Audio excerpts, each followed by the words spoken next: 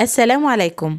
عاجل وفاة دخيل بن مرزوق القحطاني متأثرا بإصابته في حادث مروري بحائل، وإليكم تفاصيل اللحظات الأخيرة. أعاد الإعلان عن وفاة دخيل بن مرزوق العاطف القحطاني اليوم. تسلط الضوء مرة أخرى على حادث مروري مأساوي شهدته منطقة بحائل قبل عدة أسابيع، بعدما فشل جسده في تجاوز تبعات الإصابات الخطيرة التي تعرض لها رغم محاولات العلاج المكثفة داخل منشآت الطبية المتخصصة. ومنذ لحظة الحادث عاش ذو دخيل القحطاني في حالة ترقب وأمل بعد أن تم إدخاله العناية المركزة في وضع صحي ومعقد قبل أن يتم نقله إلى إحدى المستشفيات العسكرية في عاصمة الرياض لاستكمال العلاج وسط دعوات محبة بالشفاء العاجل. الحادث الذي وقع على إحدى طرق حائل لم يكن عابرا، إذ أودى بحياة عبد الله بن مرداع في موقع الحادث فيما خلف إصابات متفاوتة الخطورة، من بينهما إصابة الدخيل القحطاني التي تدهورت صحته لاحقا، إضافة إلى إصابة بدر راشد السويدي الذي غادر المستشفى بعد استقرار حالته الصحية. ومع انتشار نبأ الوفاة عاد مستخدما مواقع التواصل الاجتماعي وتداول مقطع مصور صادق للراحل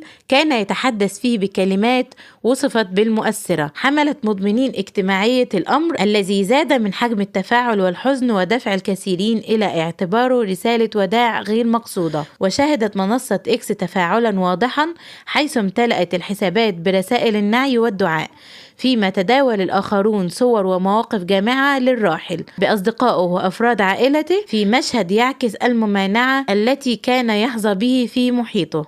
نسأل الله له الرحمة والمغفرة ولذويه الصبر والسلوان، اللهم آمين.